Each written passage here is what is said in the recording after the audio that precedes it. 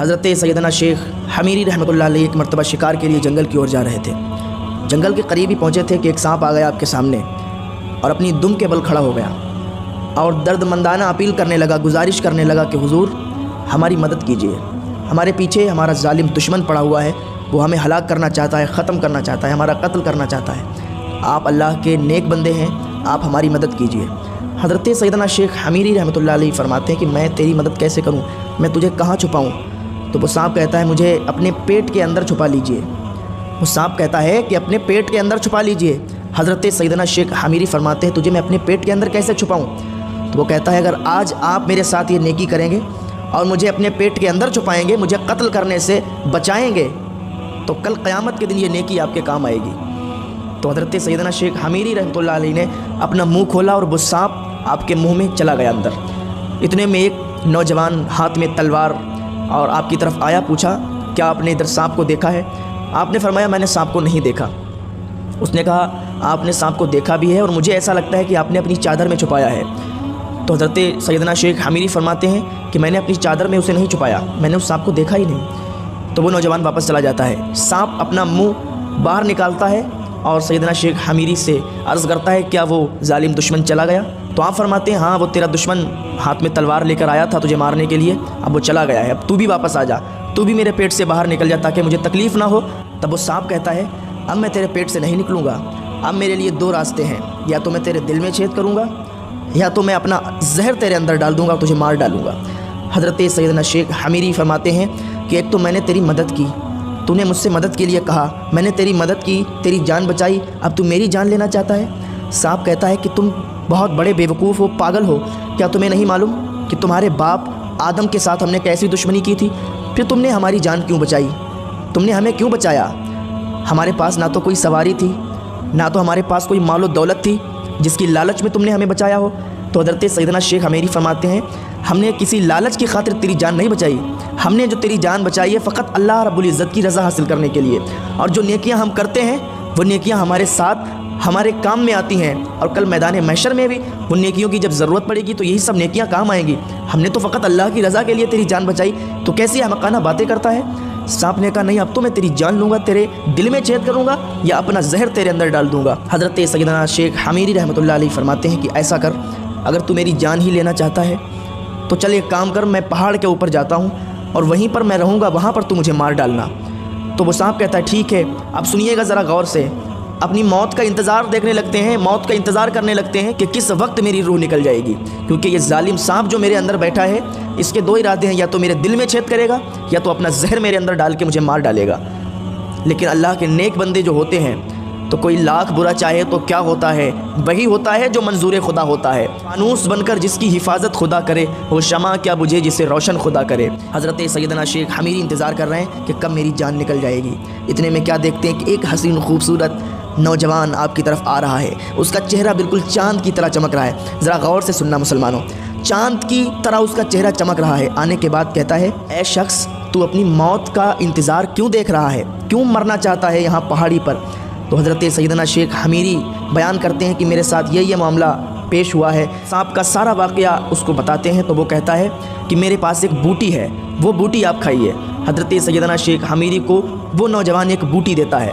حضرت سیدنا شیخ حمیری اس کو کھاتے ہیں تو آپ کے پیٹ میں ایک ہلچل سی مچتی ہے، آپ پورے کانپنے لگتے ہیں۔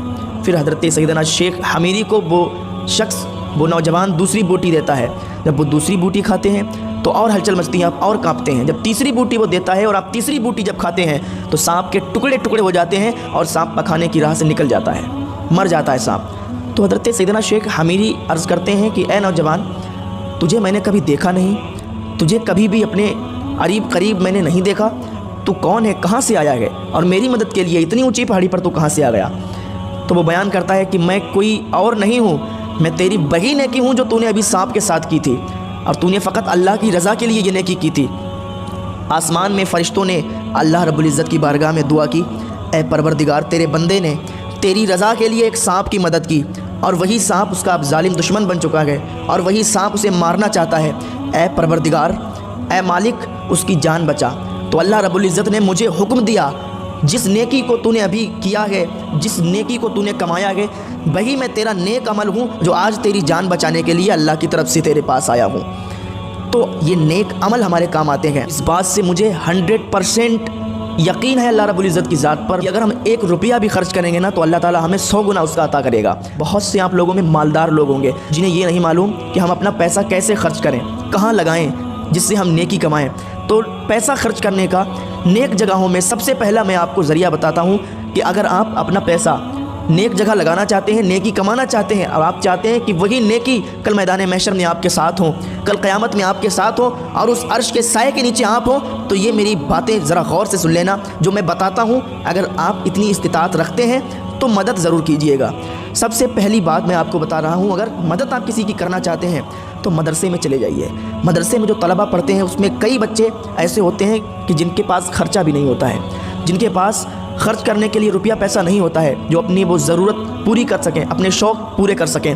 तो सबसे पहली बात मैं आपको बता रहा हूँ कि आप मदरसे में जाइए, मदरसे के बच्चों को खाना खिलाइए। अपने आप जो भी आप इस्तिताअत रखते हैं, डेगे बनवा दीजिए, बिरयानी बनवा दीजिए, एक बार खिला दीजिए, तो आपका नाम हमेशा वो बच्चा लेगा कि हाँ फ़लाँ शख्स ने हमारे लिए ये इंतज़ाम किया था खाने का। अल्लाह ताला जिसने हमें खिलाया है तो उसको कभी मोहताज ना करना। आजकल का जो दौर है मीडिया का, तो ये लोग जब किसी की मदद करते हैं तो सबसे पहले उसे जलील कर देते हैं।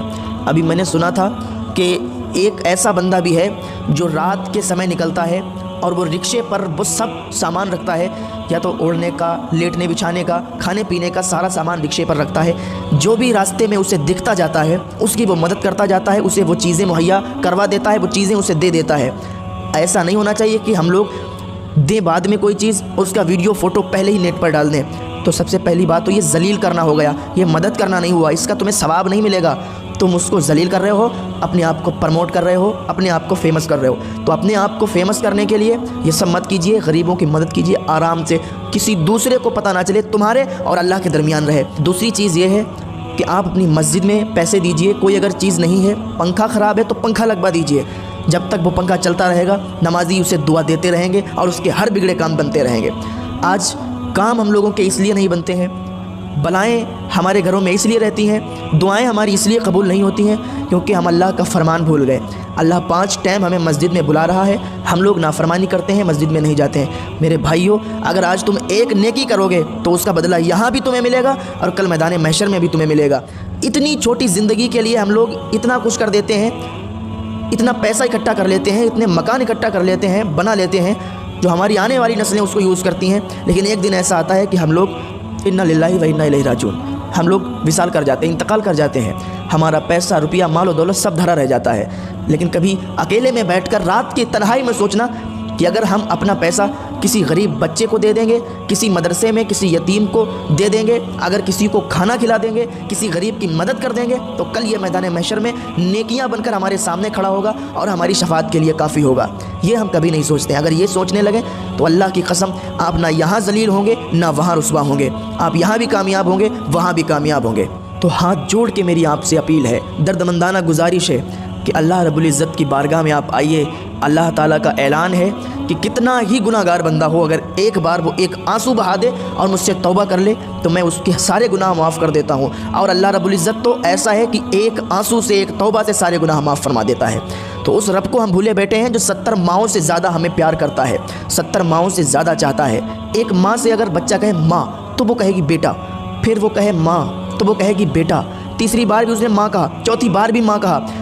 अगर 7-8 बार बेटे ने माँ से माँ कह दिया तो माँ झुझोड़ के बोलेगी पागल कैसी बातें करता है, क्या माँ लगा रखा है। लेकिन अल्लाह तो ऐसा है कि एक बार उसका बंदा कहता है या रब या अल्लाह, तो 70 बार वो अपने बंदे को पुकारता है कि ऐ मेरे बंदे बता क्या काम है, ऐ मेरे बंदे बता क्या काम है।